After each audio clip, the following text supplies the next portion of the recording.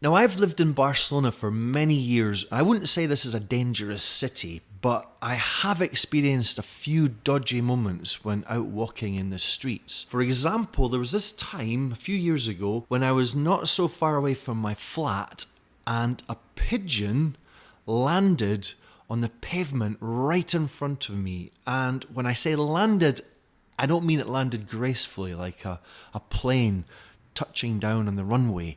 This was a dead pigeon, and it hit the ground with such a force that the noise caused people around to actually stop and look around. What the hell was that? And I have no idea if this pigeon died while it was in the air or maybe it fell asleep while it was flying. Who's to say? But I always considered that if I'd been just a few meters early, I could have been a goner. Death by pigeon.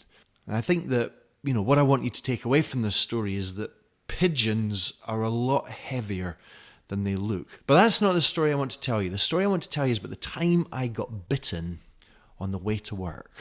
So I was standing in the street waiting for the light to turn green so I could cross the road, and beside me there was this elderly gentleman and he had a dog. It was a Jack Russell.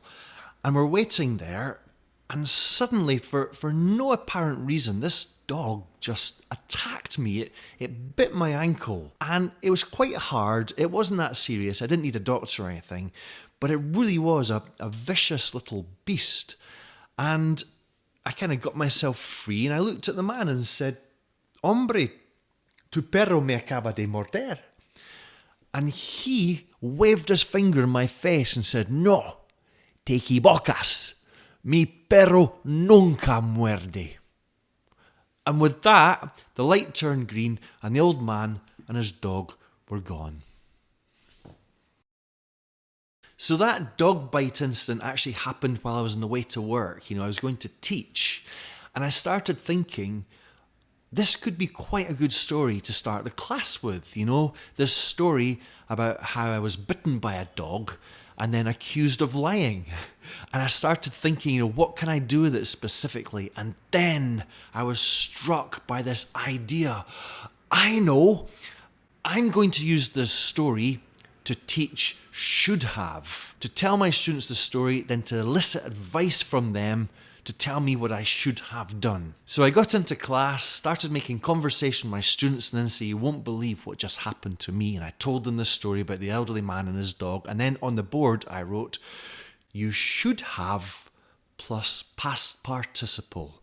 And with that, I invited all the students in the room to start to offer me their advice, to tell me what they think I should have done in response to this ankle-biting incident.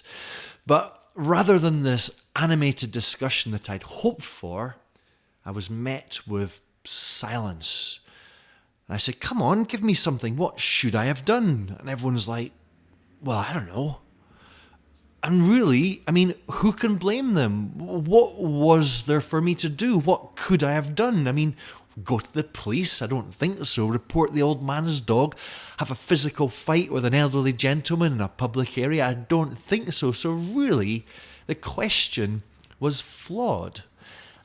And I think that what happened there resulted from a condition that I used to suffer from. And this is a condition I think many language teachers suffer from. And we'll come back to this in just a moment. The interesting thing about that story is that I've shared it a few times. I've told it to friends during informal conversation. And what you notice is that different people react to it in different ways. I remember one friend was very interested in the elderly gentleman's reaction. Why would he be so quick to accuse me of lying, And we considered that perhaps the dog was his best friend, and as is so often the case, we like to give our friends the benefit of the doubt. Or perhaps the dog was his only friend, and he was worried that if it came to light that it was a biting dog, it might be taken away from him. Or maybe he was just a grumpy old bugger who was incapable of apologising. Who's to say? Another friend made a connection between my story and an experience that he'd had when he had an argument with a stranger in a public space. This is something that happens so often. One story leads to another. What happens is that people react to stories in different ways. And by story, we could be referring to any story-based material, such as a short film. People will notice different details. People will focus on different issues. People will come to different conclusions. And so the mistake that I made was to reduce my story down to a one-size-fits-all grammar point, and in doing so, kill any possible conversation that may have come from it.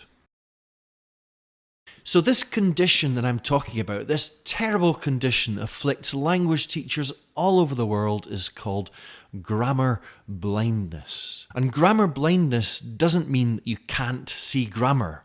It means that grammar is all you can see.